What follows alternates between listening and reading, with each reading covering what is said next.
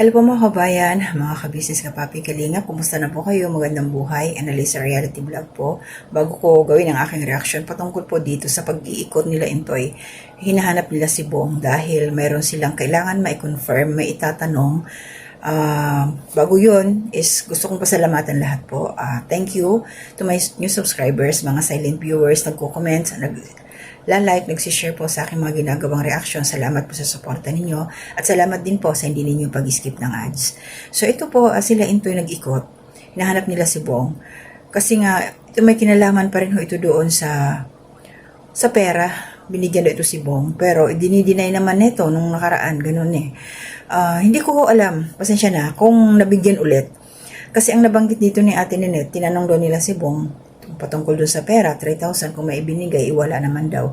Ganon din sila, Junjun, wala daw. Ang problema, kasi nga doon sa kabila, yun nga, inabutan daw.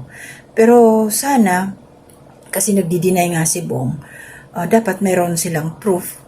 Pinicturan nila, ito binilang, ito Bong, galing sa sponsor mo, pambili mo ng pagkain, kung ano yung kailangan mo, dapat mayroong video kasi. Katulad nito, nagdi-deny si Bong. Alam niyo kung bakit siya nagdi-deny?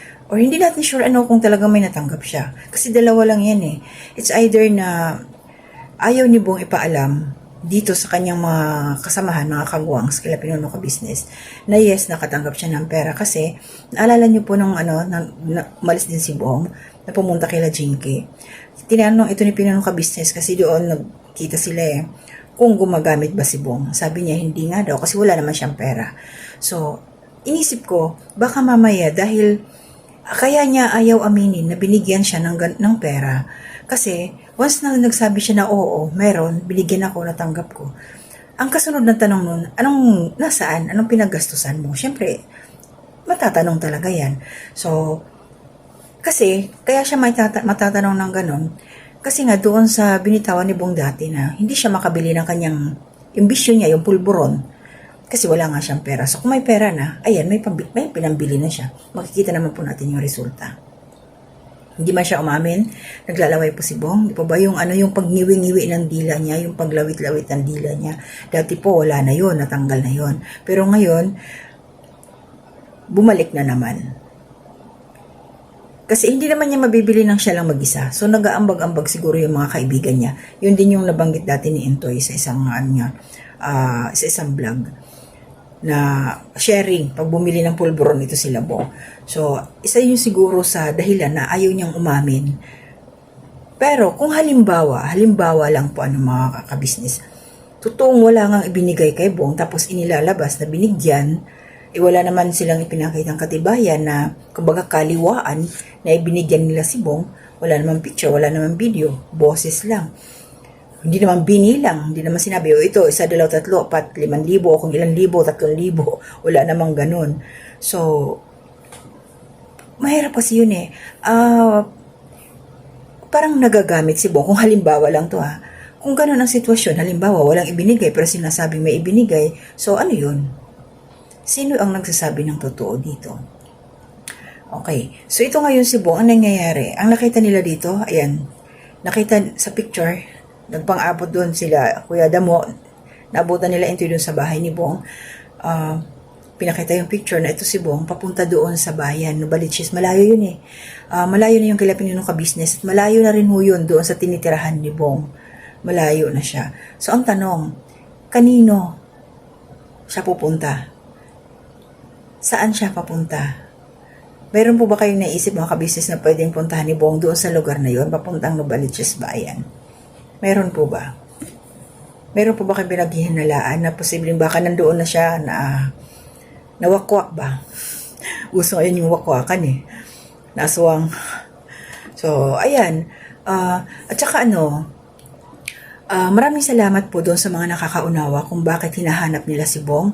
Itong mga kagwangs, minomonitor, hinahanap din nila Pinuno Ka Business. Kasi pamilya yun eh. Wala nga ibang mapuntahan si Bong. At naipangako naman kasi yan dati ni Pinuno Ka Business na hindi niya pababayaan si Bong kasi wala ng pamilya. So kumbaga ngayon, pinagaganahan lang nila kung ano yung gusto. Kaya nga lang, ang nangyayari, tinataniman ng hindi magandang pag-iisip si Bong doon sa kabila. Kasi may mga nakakausap siya eh. yung mga taliwas yung mentalidad na kunyari pa uuwiin pero hindi. Kumbaga bibigyan para manatiling nandyan gagala-gala sa labas. Okay?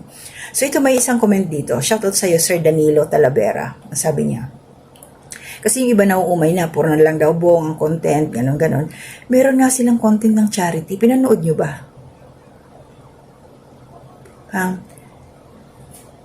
Pinanood nyo po ba yung charity nila Mrs. Ka-Business? Yung pagpunta nila doon sa yung nagwe-welding, tawag dito, yung nag-aayos ng mga gulong, mga sira, ano bang tawag doon? And then, si Tatay Sani ba yun? Yung pulyo. Pinanood nyo po ba? Parang konti pa lang kasi yung views. Diba? Napapansin nyo yun? Mas marami nga nanonood dito sa Marites sa Chismis. Masisisi nyo ba? Shoutout sa iyo Sir Danilo, sabi niya, malakas makahatak ng views si Bong, kaya lagi at gusto nila i-vlog. Wala sila sahod pag walang views. Sir Danilo, shoutout po. Tama ho kayo, kaya nga ho, hindi binibitawan ng ex.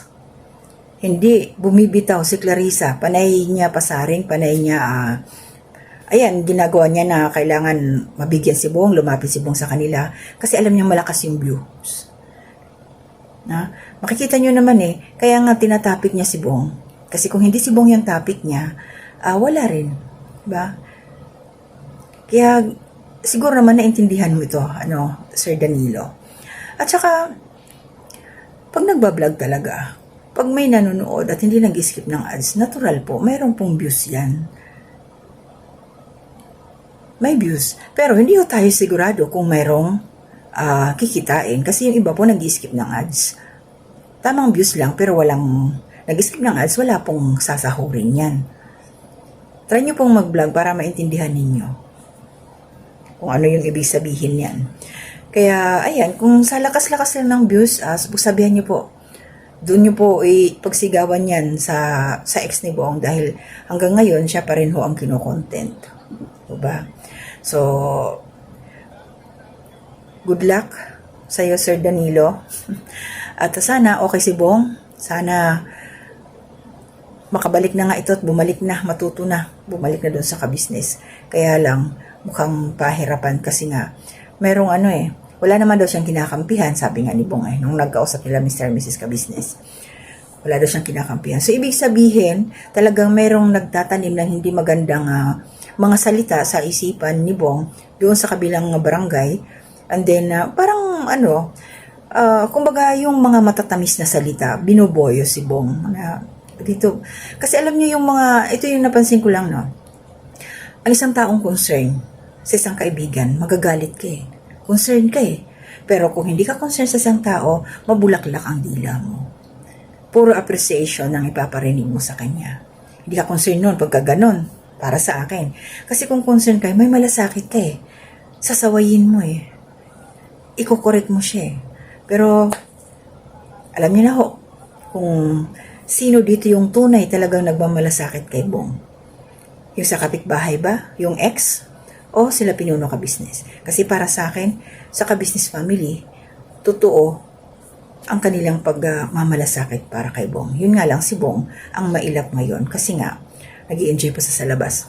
Kulang pa. Malakas pa siya Malakas pa. O pag hindi na yan kaya, gaya ng sinasabi ko, ano ba't naman tingnan natin. Pag yan nilagnat kung anong mangyayari. Diba? So yun lang po yung sa akin. Maraming salamat. Sabado na ba ngayon? So please support po natin Ka-Business Official. Ayan, Mrs. KB Official, si Mars, and si Papa Dins TV, Ka-Business Family Channel po nila, mga kasamang reactors dito sa Ka-Business Official.